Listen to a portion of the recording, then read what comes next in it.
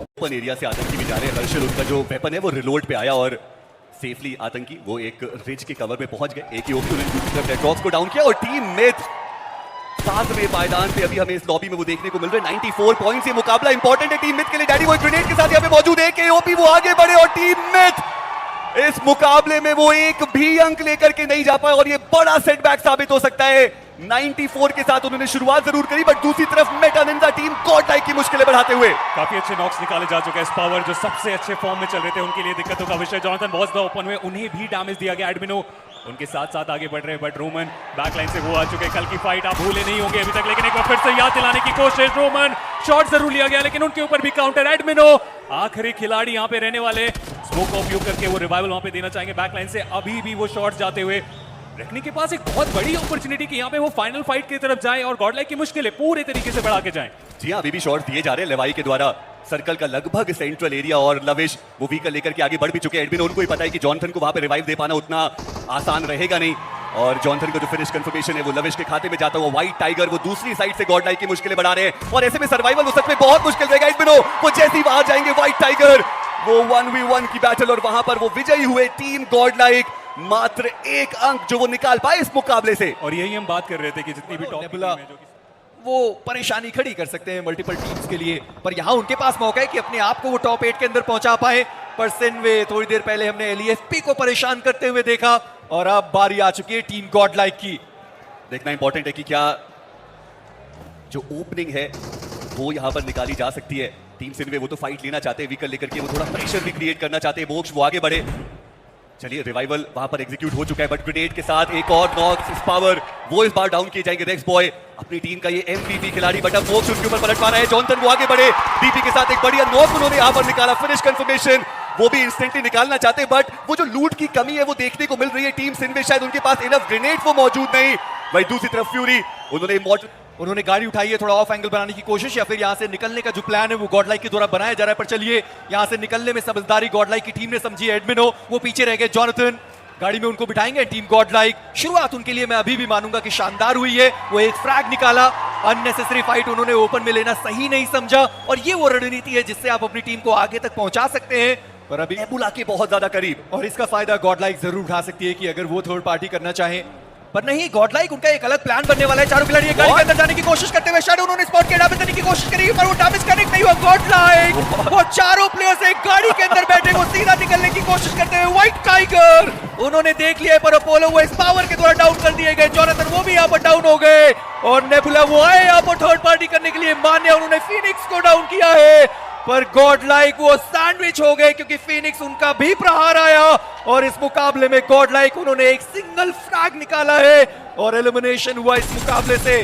सोमराज वो भी व्हीकल लेकर उन्होंने आज के दिन से पहले जो 100 का आंकड़ा छुआ था और अगर आप वशिष्ठा की बात करें तो वो उतना आगे तक नहीं पहुंच पाए थे। पर मैं तो विक्टोरियस सोमस को देख रहा हूं कि उनके पास कितना बढ़िया मौका रहेगा। दूसरी तरफ टॉय तमिलियन ई-स्पोर्ट्स लेंस वो अकेले यहां पर आते हुए नजर आए। 2 प्लेयर्स इनफैक्ट यहां पर आए। टीम गॉडलाइक उनको अपना कंपाउंड डिफेंड करना ही पड़ेगा और आते ही एडमिनो और मान्या की जोड़ी ने वो 2 नॉक निकाले। पंक उन्होंने हेस्पेरोस का जो नॉक है वो निकाला और ट्रॉय तमिलियन ई-स्पोर्ट्स मुश्किलें उनकी बढ़ती हुई 104 पॉइंट्स के साथ ये टीम मौजूद है।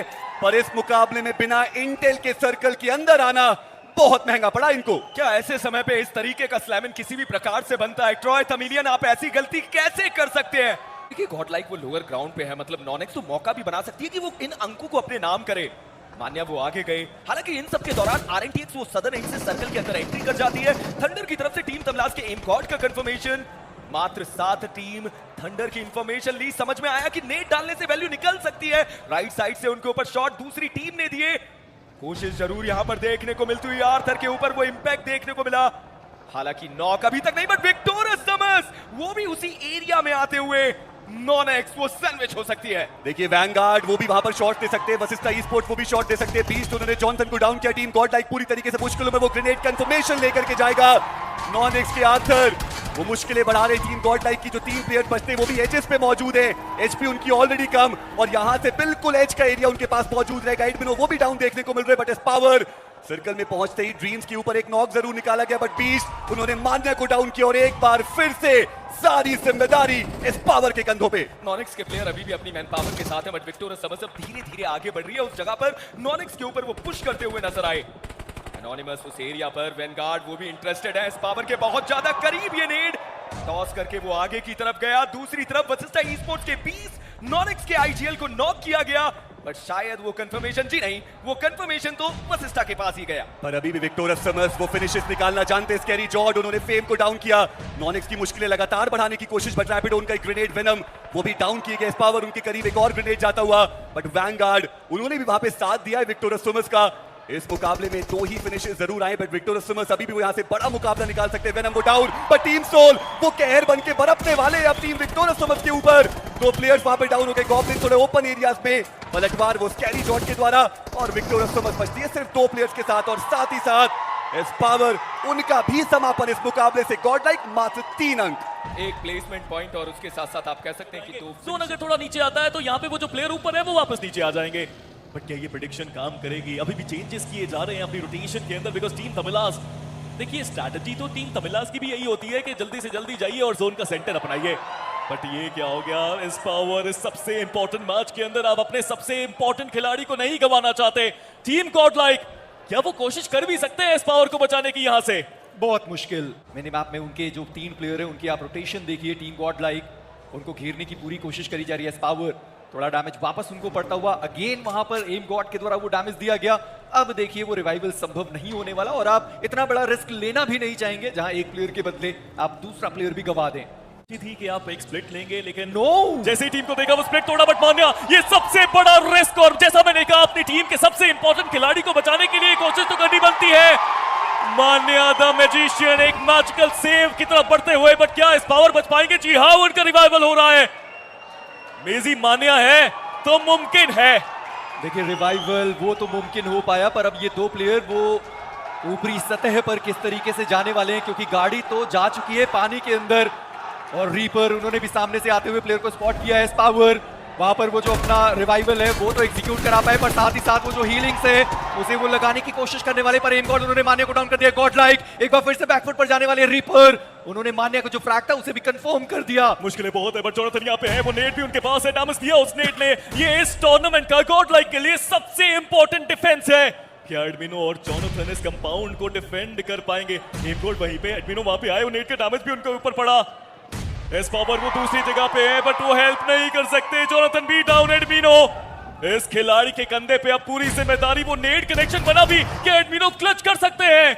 एक बहुत बड़ा सवाल है, बट अभी भी गोल घुमा के अटैक करने की कोशिश है। Power still follow. Admino is down now. बचना मुश्किल, जीतना संभव है। पावर ही is the last man standing, और उनके पास वैसे भी हीलिंग्स मौजूद नहीं है स्पीरो। और मैं कह भी रहा था पिछला एरंगल का मुकाबला जहां पर लूट उनके पास थी नहीं, और एक बार फिर से टीम गॉडलाइक इतना डेस्परेट नहीं होना था।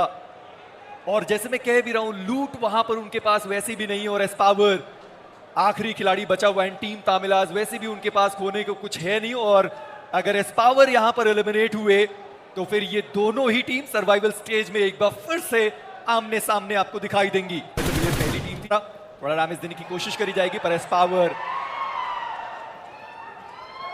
बैंडेजेस तक नहीं है उस प्लेयर के पास, और इस पावर वो जोन के बाहर ही एलिमिनेट हो गए। एंड टीम गॉडलाइक कल के दिन से एक बार फिर से उन्हें सर्वाइवल स्टेज का सफर शुरू करना होगा। दोस्तों, सबसे पहले और सबसे अच्छी क्वालिटी में टीम गॉडलाइक के हाइलाइट्स एंजॉय करने के लिए चैनल को सब्सक्राइब जरूर करें।